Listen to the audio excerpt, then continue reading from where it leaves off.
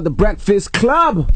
A special guest in the building. That's right, Remy Ma. Absolutely. Remy Ma. Hi. Good morning. Good morning. What the hell is up? We missed you. I missed you guys too. Nothing's up. I'm chilling. I'm regular. You back around? You just around, huh? I'm around. You around. How have you remained the same old Remy? Because it's like you don't seem institutionalized at all. Because I'm very content and I'm very sure of who I am. Word. I think people who have, problems with finding themselves and they're never really sure who they were to begin with, they could be put into a situation and it just changes the person that they are. Like when you're very strong-minded like I am, I think that had a lot to do with it. I refused to just change into something that I'm not. I wanted to make sure that I remained me. Now, people were nervous when you got out. You were going to have, they call it prison dust on you. Prison dust. That Prison you, rust. I ain't gonna lie. Prison I was a dust. little nervous. I said, I don't know how Remy's gonna sound. Because Shine never recovered. Right. Shout out to Shine, but he just never recovered. I was kind of nervous with that. Then also looks, because some people go to jail, either they just let themselves go. What? What jail are you looking at? Some people guys go in there and do push-ups. Chris Brown. But that's in men's prison. In the female prison, it is easy to just, we don't have the great gym system that guys have. We can't get all these, creatine and all these different products. Like you can't even get a protein bar. You can get all the Snickers you want, but you can't get anything that's healthy. Everything that you eat is pre-cooked, pre-packaged. Every meal has bread, pasta, right? Some type of, so it's hard for How did you women. stay in shape? Well, I had like my spurts where my weight went up, but when it's like, all right, I'm going home in 2 years, it's crunch time. Stay away from me. You said 2 years. It takes time. Jeez. That's when the bid gets short. Right. Yeah. You start counting in 2 years, it's like, this is over. All right, it's done. 2 weeks before, it's just like, that's too soon. You can't wait like to the last minute. Plus, like I said, we don't have a great gym system. We don't have a good food that we can eat if you're dieting or you're trying to watch what you eat. It's kind of hard, so you gotta give yourself time. Now, also as far as writing too, so you wrote every day you was in there. No, Lyrics. I didn't. That'd have been dope if I could.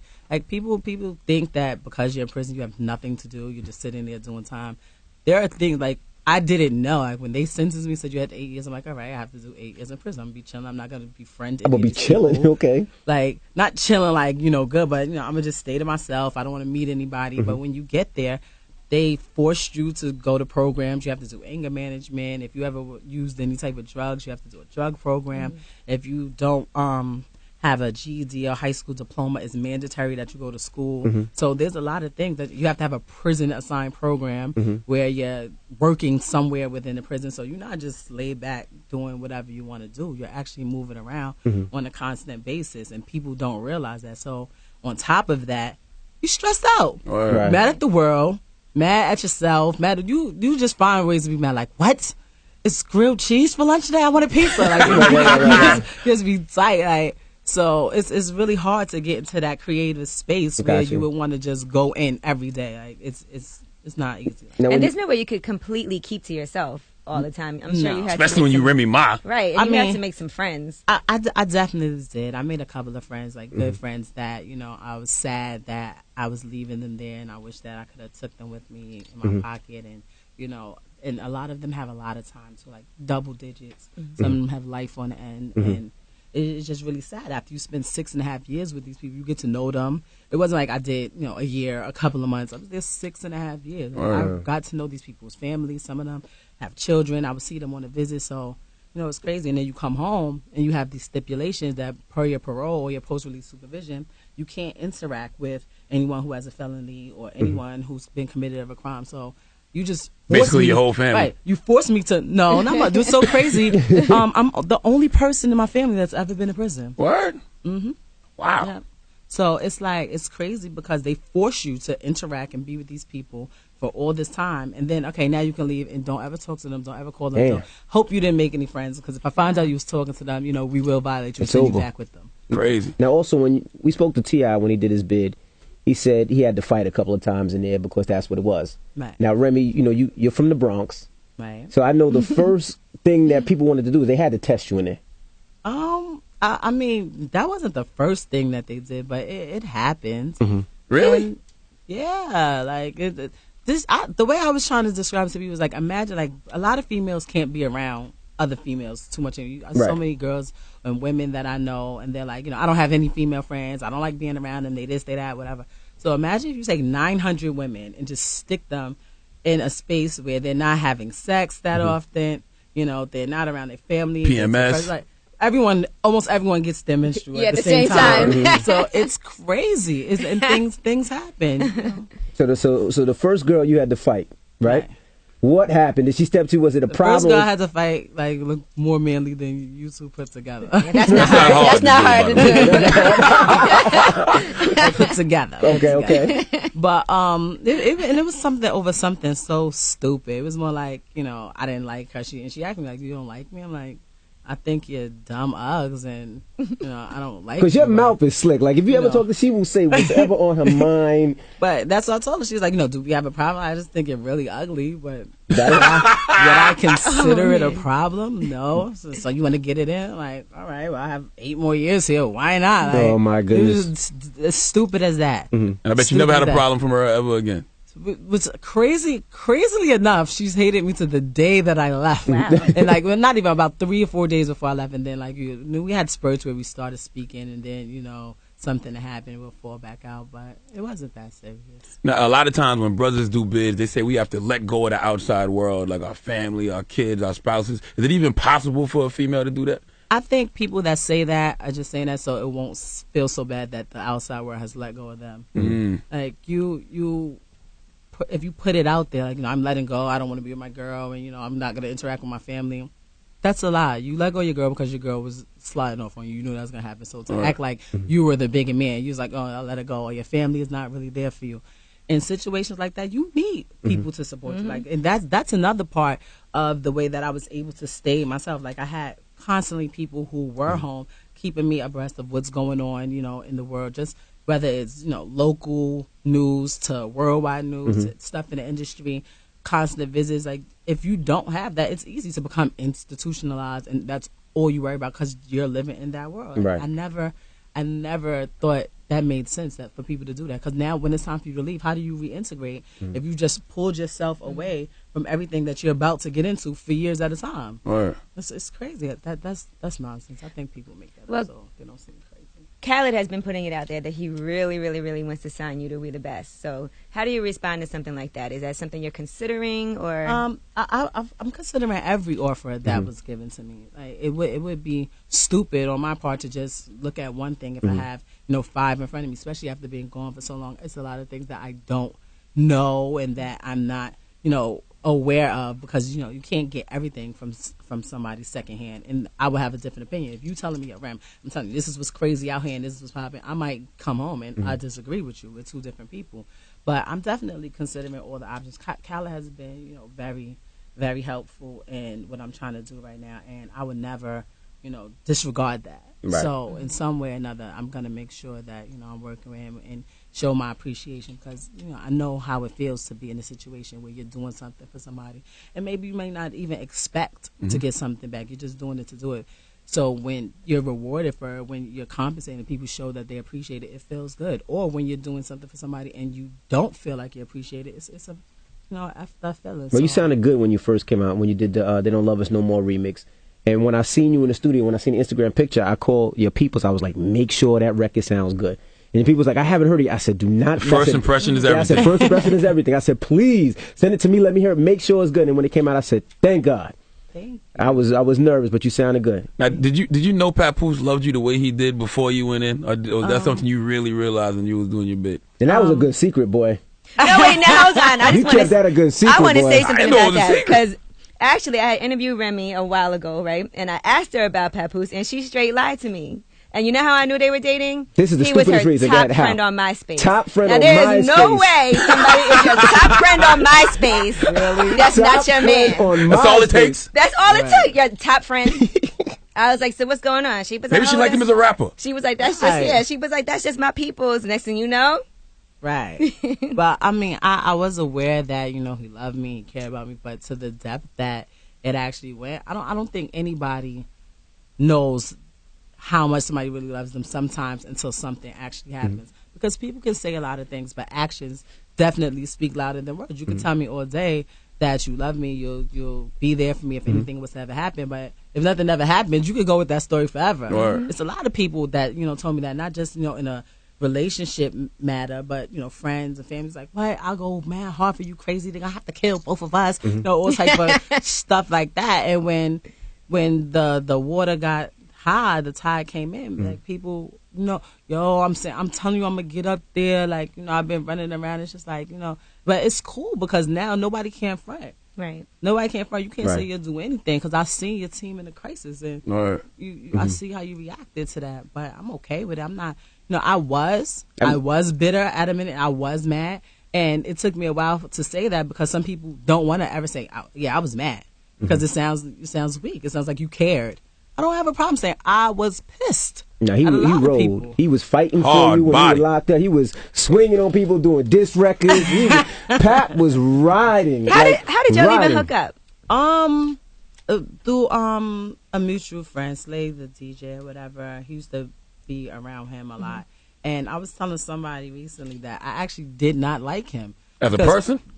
I didn't even meet him. I'm one of those people, I don't have to, if I don't like you until I meet you. It's not like I don't know you so we're cool. It's I don't know you so I don't like you. That's a terrible attitude. Yeah.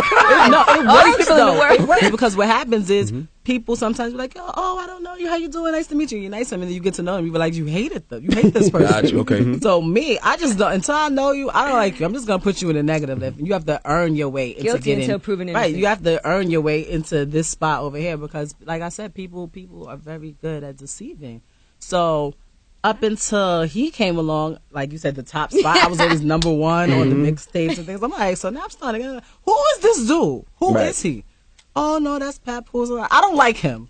I don't like him at all. He's around too much. He's in my spot. And, we ended up, I was like, I'm coming to the studio one day. I want to see what's going on. Right. But I never went that day. I ended up going like another time, just popped up on him. And we just cool. We was actually really good friends. He was just coming into the industry, and I had been doing this since I was like 17, 18 years old. And he thought everything that was going on was real. Like, yo, I know they mad hard. You went on tour with them. I was like, no, they're not. I seen him get smacked in his head before. Right. Like, just telling, he was like, are you serious? Really? Like, a lot of times people who aren't in this business, they forget that a lot of this is just entertainment. 95, probably more than that % of this is entertainment. Nobody's really out here, killing people, doing all these things, selling all these drugs. No, they all be in jail. Right. Right, with me. No, I'm joking. I swear. No, I mean, I really was in jail. But if people were doing these things, this is what would happen. But not only that, once you get to a certain level, you may have lived that life before, or you may have people that's around you that's doing that. Once you get to a certain level, you don't want people around you that's really, busting their gun or selling drugs or slinging this. Like, you try to separate yourself from that so that you will be safe and you can continue on the path that you are and secure your livelihood. Right. What were your expectations for Pap when you went in? Like, yo, I know you might do your thing with some other chicks, but no, I never said that. I never said that. Sorry, I'm telling you now. I find out it's gonna be a problem. Like, nah. Seriously, I was like, we believe you. I was just like, they gave me a lot of time. I know 8 years is a long time. I don't know if I'm going to have to do the whole 8 years, but I don't want you to ever feel like you're burdened with, my punishment. And he was just like, as long as you here, I'm here. That's a lot of lotion, boy. That's it. I mean, then you have to remember that I was able to get trailer visits. They're like every 6 weeks, every 42 days, something. So he was there every 6 weeks. Okay. No, but then, like, if you get in trouble, like if you have a fight or something, they take it away. What if you're on your period? So, I mean, listen. What? Do you want to go or not? A period don't stop nothing but Absolutely. Hey, effort. That's why Pap lyrics were so aggressive during certain points. And like they was like, you killed you. Yeah. That makes sense. You still on papers, right? Are you allowed to travel yet? I have to get pre-approved for everything. I have 5 years of post-release supervision. So, at least for the next 5 years, everyone can guarantee that I'm not going to do anything. No, boy. At least for the next 5 years. At least that. I do not want to go back to prison. Like, people try to glorify it and make it seem like jail is not cool. Jail is the wackest place I've ever been in my entire life. And I never, ever, ever want to go back. They tell me to be home at 9 o'clock. I'm home at 8.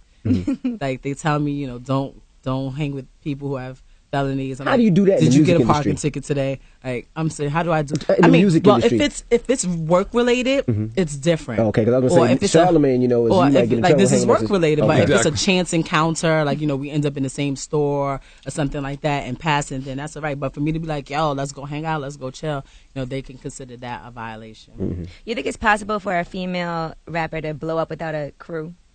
Absolutely. I feel that, like, why Uh-oh. why are we called female rappers? Let's just the guys called male rappers. No. Well, I just feel like, you know, it seems like every female hip-hop artist that I know of that ever blew up was down with somebody. And I've always wondered why it seems like it's so much harder to be by yourself without having that whole crew behind you to just have people be like, Well, okay. most of the time what happens is that the crew that you're talking about, they're already established. So it's easier, to, you know, to take a female and just push her to the front of that platform, and she, you know, bypasses a lot of obstacles that she may have encountered if she was by herself.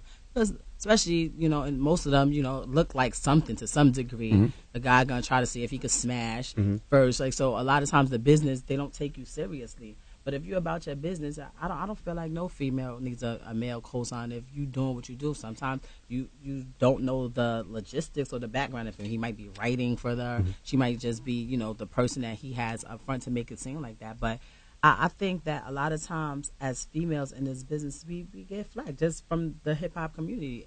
If you look at actors, they don't even call them actresses anymore. If you're a male or female, you're an actor. And that's it.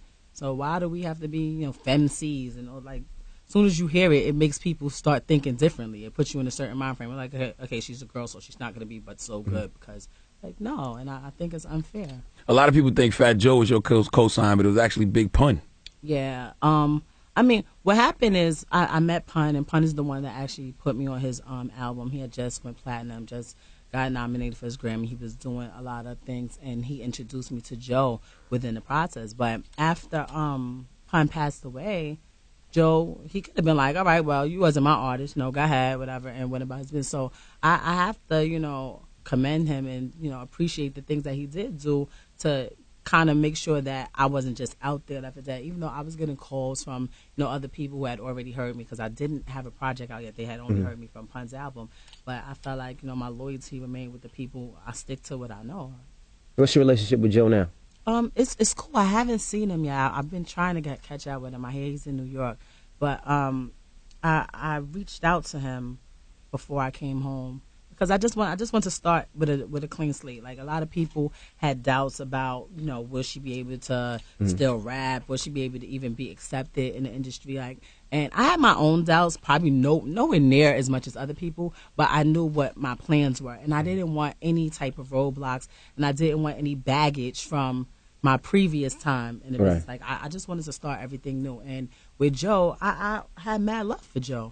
I feel like, and I tell this to people all the time, especially people like, yeah, I used to love him, but, you know, I hate him now. Like, then your love was never really genuine. If you love somebody, anything they do, you may not like them anymore, or you may not like their actions, or you may feel like you have to distance yourself from them, but that love is always going to be there, and you don't want to see no harm come to them. You don't want to, you know, really take it. You're only going to take it to a certain extent. That's like when you're having a fight with your best friend, and y'all really just throwing each other on the floor. You're not really trying to OD like somebody in the streets. It's like one of those type of situations, and I felt like, you know, he deserved that much. And I'd be frightened if I say, you know, I hated him, I don't care about him. Like, you know, I would see him in articles, and like, Dag, I wonder how his daughter's doing, I wonder how his son's doing. You know, just certain things. I seen him one time at the Puerto Rican Day Parade. It was on TV, and he was chewing gum. It was driving me crazy. I used to just jump through the screen, like, give me the gum right now. But, you know, I just wanted that slate as clear as it could possibly be. I'm sure, like, sometimes with friendships, after you have such a bad riff or something happens in a relationship, you really can't fix it and go back to how you were. Right. But I don't want it to ever be where we walk into a room and we feel uncomfortable, or he feel like he can't hug me or shake my hand or whatever the case may be. So when I called him, you know, he was very kind of, you know, we both was a little distant because I'm like, all right, I'm going to call him. I haven't spoken to him in many years. We never really talked about the issues that we have. But, you know, so we're both holding the phone. He's like, Ram, what do you want to say, Ram? Just say whatever you want to say. So That sounds like Joe. All right, this is what I'm saying. I just started splurting everything out, and about an hour later, you know, everything was out. We was back laughing, talking about Ryan, talking about Jace, you know, our sons or whatever. And it was a good conversation. You got to smooth things over with him and Pap too, right? Because him and Pap had an actual fist fight. Him and Pap had an actual fist fight, but at the same time, like, you know, I feel like when us being married, I speak on behalf of both of us, Right. to some extent. You know, certain things, you know, as far as like industry and music stuff, we disagree. But you know, as far as that, if he had a problem with it, he was actually the one that thought it was a good idea. I was like, because I asked him, I was like, yo, I want to reach out to Joe. He's like, I think that's a dope idea. So, you know, a lot of times he gets a lot of flack for being a hothead and for being, you know, disgruntled about everything. But, you know, he actually pushed the envelope to be like, I think you should do it, and there's nothing wrong with that. You know, prison is very humbling. Right. Like, you're stripping down every day. I had to visit every day. So every day I was stripping, squat, bends over, spread your cheeks, lift your breasts, open your mouth. Like, so just that to a different person every day. You feel like it's nothing else left side at this point, especially with somebody that you have genuine love for. Have you seen Orange is the New Black?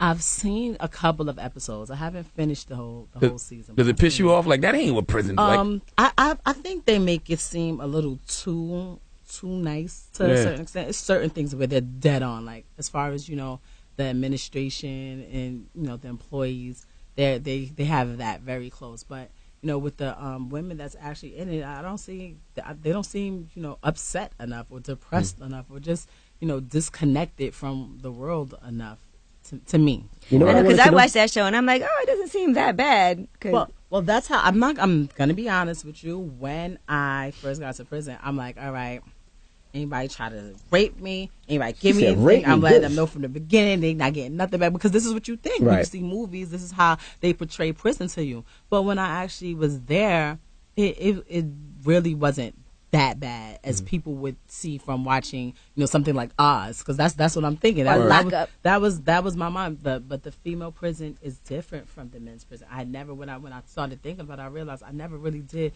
see a depiction of female prisons, and was so crazy. Like, it's really sad, because we as females, you'd be surprised, we get sentenced so much harsher than men. I think it's because, you know, people look at us and they feel like you're supposed to be a mother, you're supposed to be a wife, you're supposed to be a nurturer. How dare you commit a crime? And some of the same crimes that men get, you see a female with the same exact crime, and she has like almost double the time that he was given.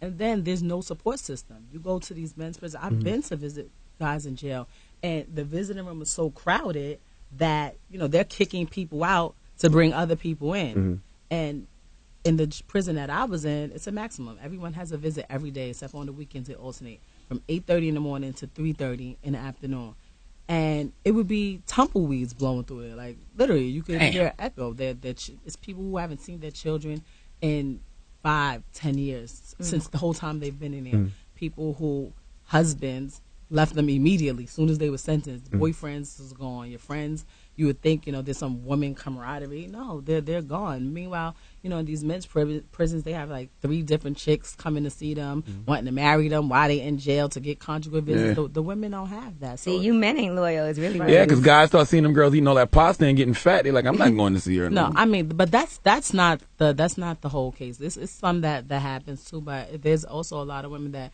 if you were to see them, you're like, well, you just did X amount of years. Like, I have people that are in prison. If I was to show you their pictures, you'd be like, well, she been in there for how long? They're right. Like, some of my friends that I met in there were in jail since they were 16, 17 years old, and now they're like 26, 27. So, you know, they didn't have a baby. They're not running around. You know, their bodies is the way that you would probably be if you was taken before you even turned 18 and stuck somewhere where you can't really go anywhere. So some of them are really, they good. And I remember reading this article one time about why women get judged more harshly, because they feel like when men commit crimes, they'll say it was a crime of passion, but for women, they feel like we premeditate. Y'all smarter than us. But we're not passionate. I think women are more passionate than guys on any day. Yeah, so but they did a whole study about that, why women get judged more harshly. It's a really sad environment, and then you have to look at it, because these are women that you talk about. So we have, you know, female tendencies. Like, you know, we care about things a lot. We're very emotional. So in these situations, it's just really sad. You have a lot of women in there that, because they're so depressed and they want to just numb themselves, they get on all type of mental health medications, and they're literally walking around, shuffling their feet, like going in another world. By the time it's time for them to leave and go home, they don't even know that they're going home because they done medicated themselves out so much just to numb the pain. Now, when you were signed with Fat Joe, you did a record with Neo. Right. And there was a rumor that because of Jay-Z and Fat Joe's beef that they blocked Neo from doing the video and actually releasing the single. Was that ever true? That was a hit, by the way. Thank you. It's still my song. I don't know why he wasn't allowed to do the video. I know when I did the song with Neo, I don't even think he had signed his deal yet. He had. I'm almost positive he hadn't signed his deal yet. But when I went to release the single, I wanted him to be in the video, and we were told, no, that he wasn't going to be cleared for the video. I think they were saying because at the time he had that song with Ghostface, Back Like That, right? And they were trying to push that record, so they didn't want both of them out at the same time. You got a shout out in that song too. But I did. By Ghost, he said, "I'm conceited. She conceited. She got a reason." I think that I thought like, okay, it would be dope. You have this new artist. Right. His pen game is crazy. He's just coming out. He has his own single. It would be cool to have him on, Ghostface record and a Remy Ma record. Like, we're two different persons. He's a guy, I'm a female. It's two different type of records or whatever. But, they didn't clear it. And, there were some people saying that it's because of Fat Joe, and that's why, he doesn't want to clear it. But at the same time, there were records that Kanye was on that was being cleared for Khaled, who, Right. was die hard with Joe all day. So I just didn't really understand it. We ended up not shooting a video at all, and then that's when I started, going through my issues with just Universal as a whole, because I really didn't, like the way certain things went with my project, and I just started going crazy after that. So also another rumor, there was a right before you went in, or right around the time you went in, there was a girl on video that looked like Nicki Minaj a little bit, and everybody said this was Nicki Minaj. And she said Nicki's was gonna be so insulted. Huh? It is not right. I'm gonna that's what they said. They said it looked like Nicki Minaj. I didn't think so. And she said that she was your girlfriend, and that was what that wasn't. Of course, that wasn't Nicki Minaj. What was that about? I have no idea. I'm still trying to figure it out to this day. Like, anybody that knows me, you can ask everybody in the whole prison system that I was just in. When I say 99.9% of the population is, in female relationships, they have girlfriends, wives-in-laws, all type of terminologies that I learned, femme aggressors, and I just learned. I'm telling you, I learned a lot of terminology. I was like, so what's the difference between? Right. Yeah, there's some that's that gay for the stage, straight at the gate. All these things. Straight at the gate. Straight at the gate. Right. But this is what they be saying. But when I first got there, like they used to be like, you are so homophobic, and it wasn't that. It's like, I'd be around people that are like that all the time, but it's mostly guys. People who do my hair and makeup and stylists in this industry. A lot of them are males who are, into the gay life. But I had never been around females, and then I always had in my mind, if you're gay and you like girls that look like girls. Right. So I'm like, okay, so you like girls, but you're with a girl that looks like Charlamagne. Like, yeah, or Cali. What's going on? Like, I didn't understand it. It's like, yeah, just so, and it's like, no, I don't. I just don't understand. Like, but why don't you like guys? I'm like, they smell so good, and the penis is great. Okay. I was just trying to explain these things to them. But towards the end, like, two of my really, really, really good friends were people. They, like, if you saw them, you would think they were guys. Like, and I'll tell you, I will go in for either one of them. Like, that's how I was. And then my other friends, the same way. They were girls who had been in relationships with females, but all of them used to be like, when you first got here and you said that you didn't like girls, you would never be with a girl. I just knew any day you'd have a girlfriend. I can't, like, you really don't like girls. They were like, plotting on turning you out the whole time. They were trying, boy. Like, everybody's waiting. I don't think they were. In the prison, it's not really a situation where you get turned out. Most of them just do it willingly. There's no force or anything. Well, not that I know of. That I've ever heard. Female of. Felice Johnson. It's just sometimes people. I did a whole paper on it actually for my when I was going for my associates. The paper was called "Situational Homosexuality," and you would be surprised how many people, because of the situation that they're in, the way they'll just switch their sexuality because you're in prison. Been going on in the music industry for years. A lot of these guys came up like that. Well, I thought part of it was like a survival thing. Like, you have to get a wife that's going to help you when you first get there. No, it's not like that. Like, it's the same. When I did the study or whatever, I had other sources, and it's not just in prisons. People go into the military, and you're forced to be around people of your same sex situation, homosexuality goes on, people in all girls or all boys schools. Right.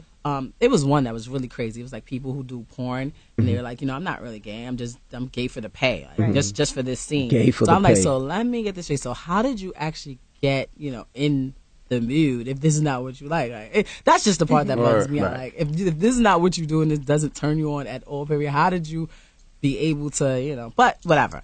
But with the females, I was, I was asking questions. I did a study on it, like, what made you do, and some people was like, I have a lot of time, and, I needed comfort, and she was cool, and it was all right. In my situation, I just don't like girls at all, period. It's going to be Desert Storm down here. Like, it's not going to work. Like, nothing. Shout out to Clue. I'm going to be mad. Right. It's like when an ugly guy, when an ugly guy touches you, you're just like, it's like, disgusting. why? Okay. Right. That's how I would be. But so I asked him, I said, so this is why you're doing it. So if you were like in the wilderness somewhere on a farm and everyone was into bestiality and you had to be there, would you get a dog? Yeah. Would you get a goat? Well, And they're there's like, a no, situation of that's bestiality different. guy right here. He did have a dog with him. I was high, man. A dog licked his balls. I had a pit bull. The dog licked my ball. It was like 2 licks when I was high. No, laying it's on the not couch. 2 licks. It He wasn't said he right, let the man. dog It wasn't nothing finish. crazy. It wasn't like I was caressing the dog. He said he let the Stupid. dog finish. I'm mad that he's trying to understand this with a trying to make me understand this. Situational He bestiality. said he was high. I was So high that was as the hell. situation. Yeah, that was the situation. Okay. I'm hoping you're sober now. I am. It was a male dog. Again. Now listen, when you was on with Angie, and all of us in here wondered, and you said you had a light problem with Nikki back in the day. Right. We all was like, "What the hell was the problem? Why you didn't ask what the problem was?" It wasn't a serious problem. It was just like she had did a record over the Yeah beat, and in the record she's like, tell a chick with the crown up running like Chris Brown. Like she's talking like she's. So I'm like, all right. So I just did the whatever video. I got the crown. So I'm like, is she talking about me? Like really seriously?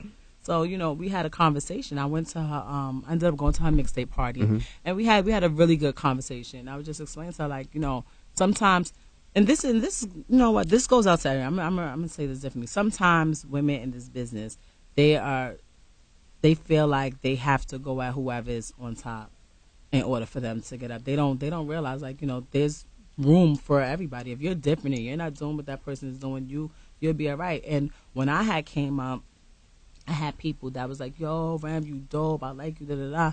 But when I actually was in a position of power, after lean back, after conceded, whatever, these same people that was praising me when I was doing my mixtapes and coming up, they hated my guts now, and I never did anything to them. So, and I was just like pretty much trying to explain to her, like, yo, I'm not like that. Like, you good. Like, I actually watched her, but before she did that, I saw it because I was following her. I like her. I think she's dope.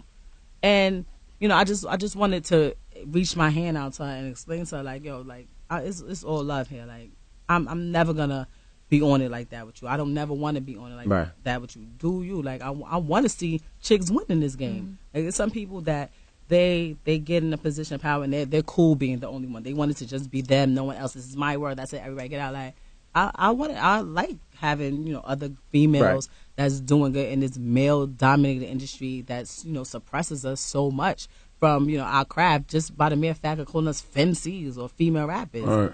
So that pretty much it wasn't really a problem. I misspoke. I misworded it, so I made it seem like more than what it was. But I've never had a problem. My whole bid that I was going, she was always like free Remy. Shout out to Bram, holla at me, and likewise, anytime I did an interview, I told her like, I like what she's doing. Like she's opening doors for people like me. When I come home, I'm not in the position that I was in before I left. So because of her success in certain things, maybe people look at it different. Like it's you don't even know. It's people who've been telling me, oh, we want to do this article on you. We'll give you 7-8 pages in the magazine, but we don't want you on the cover. Females don't sell covers. Wow. And I'm like, males don't sell covers. No one's selling magazines right now. Everything is online. But these are the things that we have to go through that people don't even realize. Right. Have y'all spoke since you been home? You and Nikki?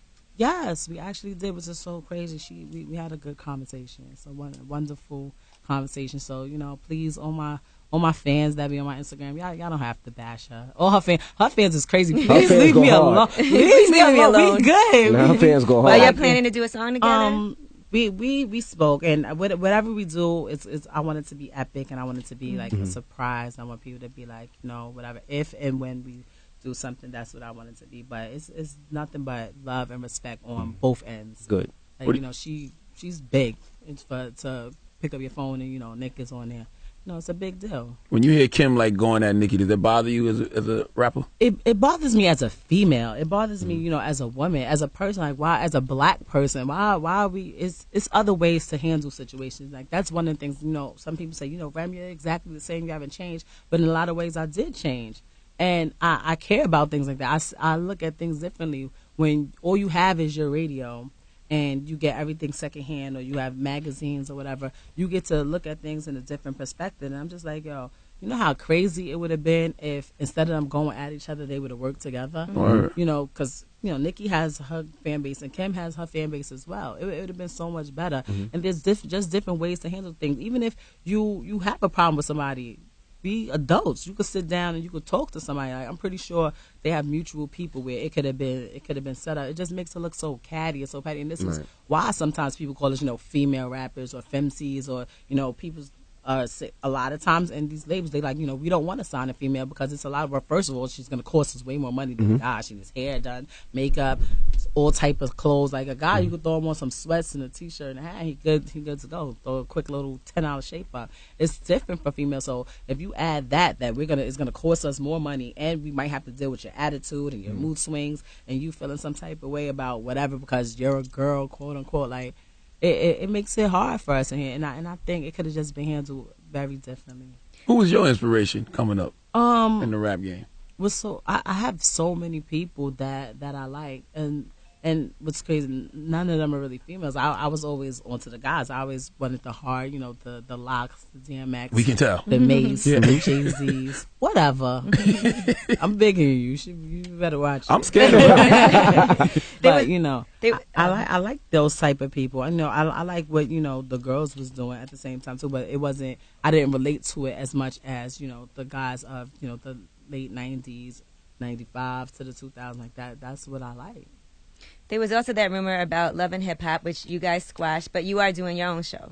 I do have, my camera crew with me every day. I think, everything's been moving so fast. I've been home for like 20 days or something. I'm gonna be honest, I still wake up every day and cannot believe that I'm really here. Like, it was times when I was inside and it seems like it was never ever gonna come. Like, I feel like this is my life. That's how I felt.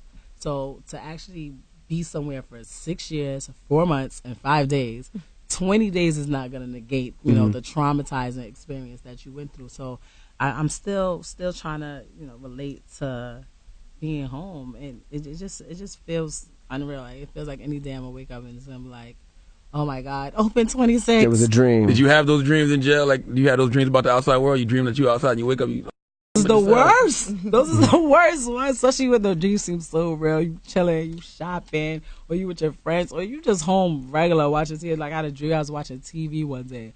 I woke up and I was in the cell. I started crying. We like, this is horrible. Why is he doing this to me? But you have a dream like that. What's so crazy? I haven't so far, and I pray that I never. I haven't had a dream that I was still in prison. It's gonna feel so good though. You had a dream that you were in prison and wake up like, hell no, I'm home. Psych. Now, how do you deal with social media? Because if you knew Rem before she was locked, she was the type of person, if there was somebody who had a problem, you would address it immediately. She would go see you. Yeah. And yes, it was. But now it's to a point where, you have all these people that can just comment. And the reason I say that is when you first came home, you did the record, and you mentioned the girl, 2 in the tummy or whatever it may be. And a couple people got on you. It was like, well, there's no remorse. That's effed up. Like, how do you talk to people like that? Like, how do you respond? Actually, that is not actually what happened at all. That's not even what I said. I said, give it to her in a tummy. Y'all know that I keep it tucked. It was just like a play on the words tummy tuck.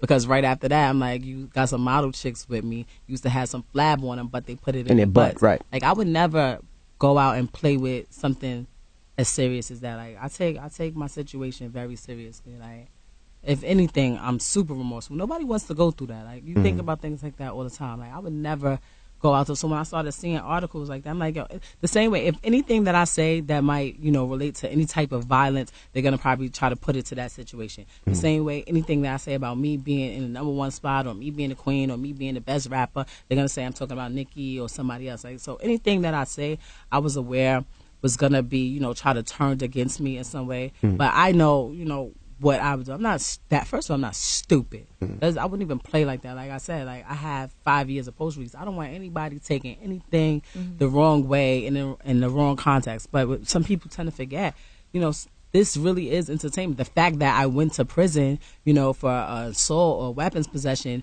now it's like anything she says, it's real. This is what it really is. So, I am mindful, that I have to be cautious with what I say. But as far as social media, I don't pay them no mind. Like they weren't none of these people that, I mean, some of them, because I had a lot of fans that were writing me tons and tons of letters, and I appreciate them. But for the most part, these people weren't, there making sure that I was all right while I was going. I'm not catering to them. I'm not taking their advice on, much of anything.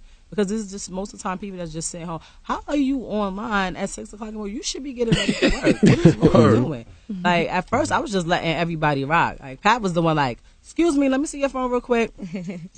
Block, delete. So I'm like, I didn't take it serious. I didn't care. Like you say, like it's a freedom of speech. Say what you want. You came all the way to my page, read whatever you read, scroll down my comments, and you're saying here having an argument with people, but.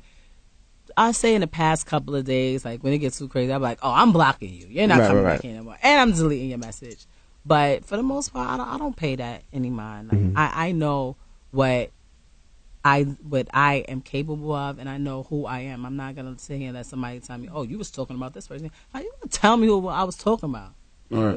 Why would you even insinuate? Why would I even do that? You think I'm stupid? I'm not stupid. A lot of people think rappers are stupid. That's a very big misconception out there too. People think rappers are dumb. I remember when I was still in prison and I didn't have a GED when I first got there, so it was a requirement for me to do it. But I was on a visit every day because Pat literally would come up every day from 8:30 in the morning to 3:30. By the time we were off the visit, I had missed class. But when it was time to take the test, I took the test and I got a perfect score. Like in my math, I think the most you could get is 800. I got an 800. So they were like, "Oh my God, like you never even came to class. How did you do that?" Because I'm smart. Like, what is wrong with you? She's like, I just thought. And I said, you thought because I was a rapper that I'm stupid. So if you look at any of these people, like the ones that I think are nice, like the M's and the J's and the Nickies and the Waynes, like people who are actually doing something and they have content in their music, you meet them. These are intelligent people. They're not. This is not easy what we do. That's why everybody can't do it. I had so many people inside come to me and say, how do you get on? How do you become a rapper? Like, who I got to talk to? And I said, there's no method to it. There's no formula. I could tell you right now. Tell me you want to be, a pediatrician or something. I could tell you what school you could go to, which ones, what class you could take, and whether you get your own office or not, you're going to be a pediatrician because you have the paperwork that says it. There's no formula for that for rappers. And that's why everybody can't do it. And that's why everyone's not successful in it. Before you went in, it was you, Jackie O, and Shauna had a group. What's up with that? Nothing's up with that. I mean, that's like I said, I never had a problem telling another chick she was nice. I never had a problem telling a chick, like, yo, your shoes is popping, your hair looks nice. I admire the way you handle such and such situation because, like I said, I'm content in who I am. So I don't have a problem with that. So when we were chilling, we all used to chill. But I was like, yo, it'd be dope, like, if we just did a project together. But, throughout the course of the project, people... let guys get into why you doing that? Why y'all working together? Or why you up? Like I was alright. I'm alright. Like I was getting airplay all day, every day. Like I had whatever out there, had Conceited out there, had Feel So Good out there. I was on tour, so it wasn't like I was doing it because I needed, their assistance to help me in my career. But you had guys on the outside coming in, telling people like, but why are you doing that? That she's trying to do that. She's trying to use you, like making it seem like, I was trying to feed off people. And then I actually did catch this case. And I didn't want, other people who weren't involved to be tied into anything that had to do with me. So, I kind of branched away. I didn't, hold it together like I probably could have if I'd applied the pressure to it. But people, were already, separating and, letting people get into their heads about certain things. But, I haven't heard from Shauna ever. Did they disappoint you by not holding it down when you was gone? Not really. I mean, like I said, I haven't heard from Shauna. In the beginning, I heard from Jackie. and I think her dad or her brother passed away, and she was going through her own things, and we kind of lost contact. But I never. It was people that I expected to be there were people who I grew up with and had known for many years, and I loved them. They came and they were there. They probably, like I said, they probably weren't there as much as I wanted them to be. Certain people. But the fact that they came and they showed love, like, I'm not going to hold that against them. But then there were other people that I didn't expect. So if I didn't expect you to be around and you didn't come around, it's no harm, no foul. But there were the ones that I didn't expect, and they roll out crazy. Like, yo, my DJ, when I tell you, I cannot get rid of him. It would be times that I was in the past, and he'd be like, yo, bedtime said he coming out there. I'd be like, oh, come on, I'm sorry. That was his Twitter the whole time he was gone. Remy Ma's DJ. Yo, when I tell you, shout to bedtime. And this wasn't because he thought, in 7 years she might come home and have a career and I'm gonna have a job. It was, he actually sat down one day and told me, it's probably like one of the realest things that people said to me that came to visit. He's like, yo, if I don't work with you, I'm not doing this because I want a job. I'm not doing this because I want to be part of your team when you come home. Like, I do this because I genuinely care about you. He's like, the only thing can I get a ticket to a show one day here and there so I can start with my chicks or whatever. But that was his joking part. But he was genuinely like, I'm not doing this because I think you're gonna come home and be Remy Ma again. Like, if you come home and you decide to be a wedding planner like you always talk about, like, I'ma still ride with you. And that's what I think made me really see the people who I wanted around me when I did get here. There's people like Six over here. It's my best friend. He even moved to Miami. He would be in Miami, still come up and visit me. I left, he was like 26, 27 years old. What God does that? Right. Like, to a chick that they not smashing, nothing, like, and just that meant a lot to me. Right. I didn't want nobody to send me no packages. I didn't want no sneakers. I didn't want, I just wanted people to just check and make sure I was good. Or people like, my friend Katisha, she would call. Like, I didn't see her that much, but she would call Pat and make sure that my son was all right. Christmas would come and she'd be like, call my son directly. What do you want for Christmas? And that meant more to me than sending me anything. Absolutely. I was all right. I'm good.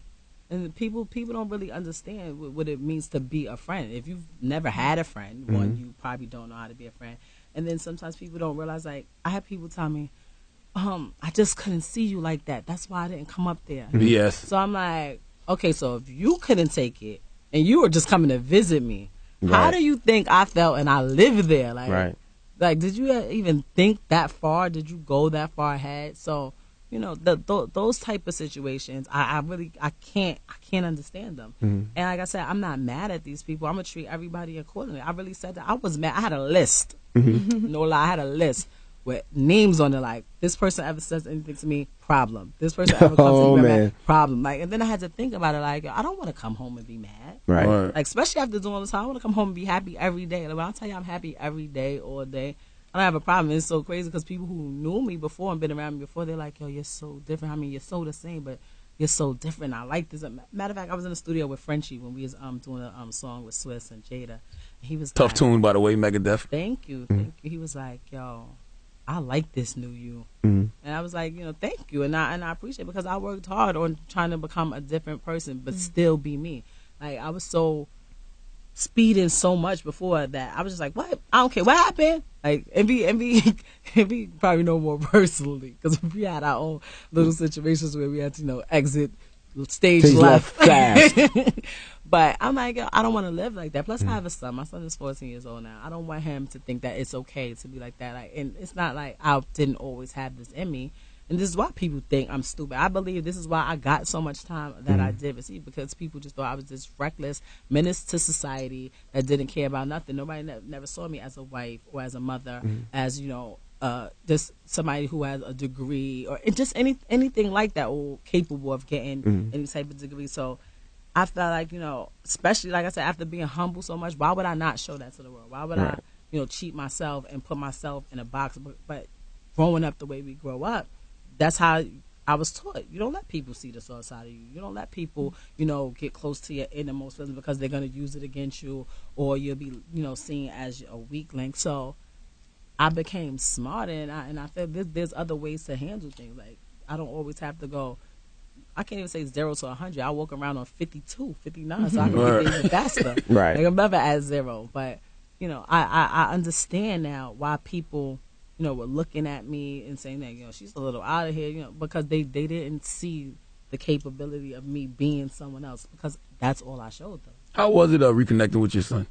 Well, I saw him a lot during my incarceration. I watched him grow up and go from, being like here to past my size. Like when I left, he was wearing, I think, a size 2, 2.5, something like that. He's 7 years old, and now he's a 9.5. I'm really happy. When he was wearing a size 6, 6.5, and going through my sneaker collection, coming on the visit, I was like, why did you put those on? He's like, oh, these are important. These mean something. They're only worth like $1,500. No, go ahead. But now he's a 9.5, still in old Pap sneakers, which is great. It stays out of my closet.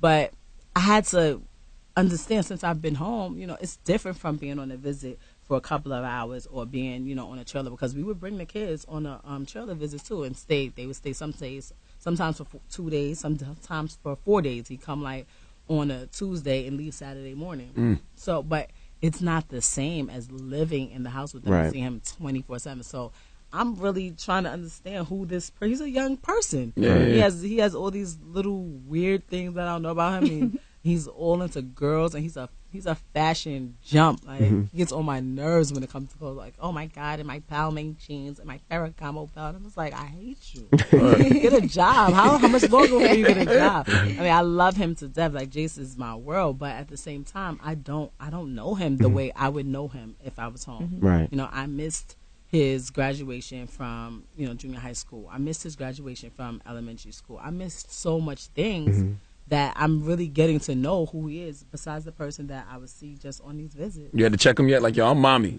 Don't get it twisted. No, he's not like that. He's not disrespectful. But I mean, with the first time when he came to see me, I realized I hadn't seen him for about like 2 or 3 months, and I saw him. He was bigger than I'm like, yo, I will wash you. No, he's like, I didn't even do anything. You got bigger than me. Don't get crazy. You can do anything crazy. I got 2 brothers. I know they're your uncles, but they ride with me first. I will call them. I will have you washed. Don't try it. He's like, I would never tell you. All right. Just making sure, like, I think I told her, I was like, I probably can't. It's going to come a time where I can't beat you. I'm going to mace you. So I told him. Absolutely. Down. Are you planning your own wedding? I don't want to plan my own wedding. I want to. I swear, people think it's the funniest thing in the world. I was just talking to Pro Style, and he was showing me the pictures from his wedding. Oh my God, it was so pretty. And I was telling him, like, yo, people don't understand how much money is in that business. Man, the average wedding, I think, is like $70,000, $80,000. That's for somebody that's broke. Like, he just told me they spent like 2 and some change with six numbers. Right. So I think that that's just something that I want to do. It's kind of like a fancy party planner. Right. I know people that do cameras. You want to film. I know photographers. I know makeup artists. I know hairstylists. I know people that do sets for videos, movies, catering. I think it's something that I'll be able to do, and I just think it's just an awesome experience. Like, I never was able to have a wedding, and I know how that felt. Like, I was like, okay, I'm married, but I never had the actual ceremony. So this is something that you're supposed to do, and it's supposed to be wonderful. It's supposed to be exciting. You're only supposed to do it once. I mean, some people, that should be the coming home party. The wedding? Yeah. Weddings take a long time to plan. Certain venues, you have to book it like a year in in advance. in advance. And this is how they get you. And this is how I'm going to be getting people too. You have to book it about a year in advance. And if there's any cancellations, if it's not within the first 48 hours, you do not get your money back. No, not at all. You have to give 50% just to hold it. Absolutely. So, you know how much stuff can happen in a year? Yeah. I hate you in a year. Bang, all this money down the drain. I mean, that's kind of like what happened with, I realized that when we were having our wedding, it was supposed to be April 27th, and I was remanded on March 27th. So everything, Pat was picking crazy. I'm about to blow my. He says all the time, he's like, you know what? You tell the truth too much in your interviews. He wanted a harp player. She's the only one. Harp player. He's like, I've never seen a harp. Like, that'd be dope. And I'm not gonna lie, the chick that was doing, she was nasty with it. But I've never seen a harp in real life neither. So we had a harp player. If I hear Pap talk about harp, I'm thinking about the people that control the weather. No, that's harpo. She was the only one out of everybody that called and felt sorry for the situation and gave us our money back. She's the only one, the harp player. The harp player. Everybody else was like, well, yeah, that yacht that you guys got. I understand that you're in prison. Maybe later on, 8 years from now, if we're still in business and you guys want to do it, we'll consider it, right? But I definitely think that's gonna be a great experience. I want to do it not just for me, but for him. I feel like he deserves that one day, and just our families that was there for us because they're so team Remy and Pap. It's crazy. Like a lot of people, like you said, like a lot of people had no idea that we were or we are what we are.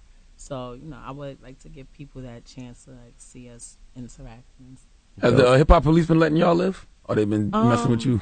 No, I haven't saw them yet. Keyword yet. Or I mean, I hope not. Like I said, I don't want no problems. Like I don't want to. I'm not out here trying to cause havoc. I'm definitely not trying to catch no case or commit crimes or harm anybody or anything like that. Like sometimes people, I think people get a hard time once they're incarcerated. You're labeled. You can't get a job. You can't vote. You can't do all these things. Like if I pay my debt to society, I should be left alone now. Like right. So people change. People, or even if they don't change, let me do something first. Like before you just start hounding me and assuming that something's gonna happen. If I was so horrible, why did it take till I was 25, 26 years old for me to actually get into any incident? Like sometimes people make it seem like, oh yeah, we knew this was gonna happen. Those damn rappers. Like really.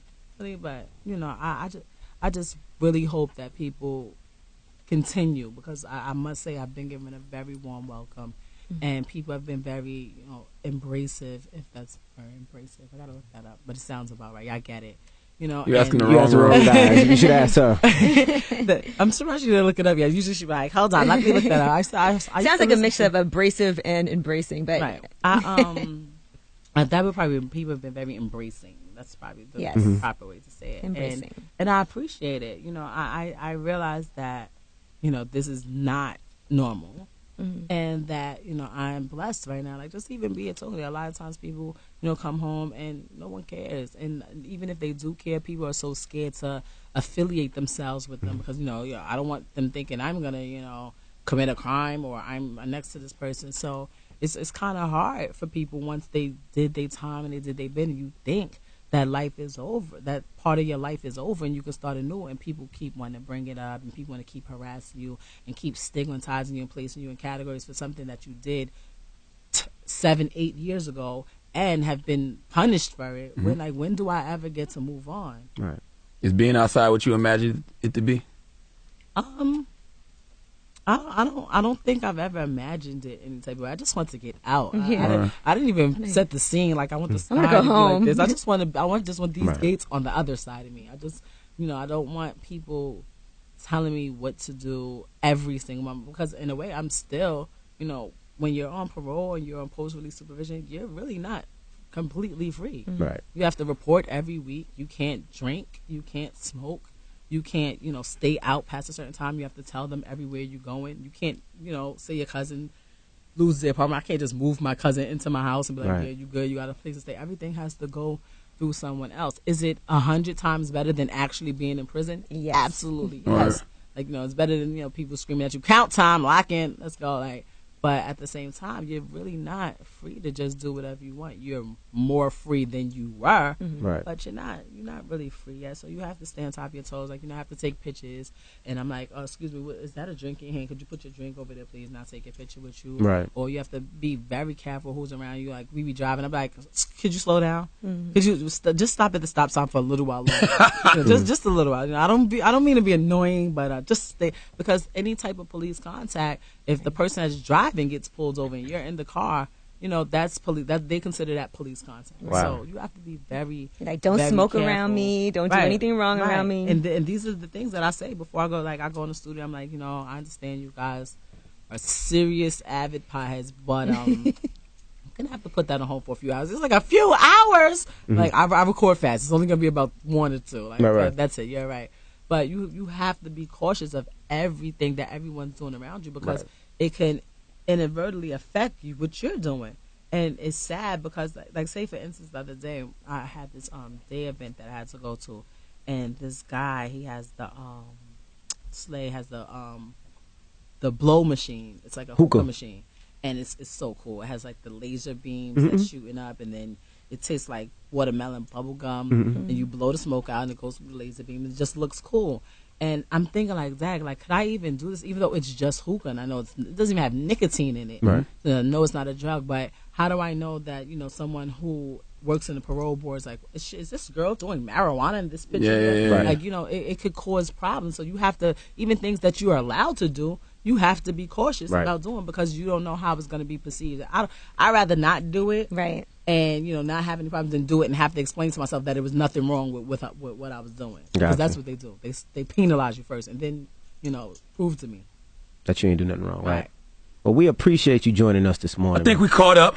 I think, I think we caught up with Rem. She almost broke the record. She's at an hour long. Oh, that's longer than Hove. Yeah, that's longer than Hove. Okay. Is that longer than Fat Come Joe? on, it's 6.5 years It worth. wasn't longer than Fat Joe. Right. She almost beat Fat Joe by 5 minutes. That was one of the keep second going. longest interview that we've Right, had so up let me here at the shout out to Breakfast all my people on my side. Shout out to Angie, Tay, and just bird out real quick. Nah.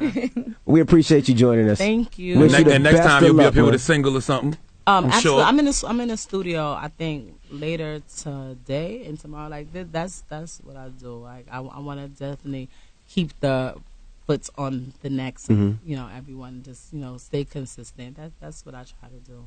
All right. A round of applause for Remy Ma. Yes, Remy Ma. Welcome home, Remy Ma. Welcome home. It's the Breakfast Club, Remy Ma.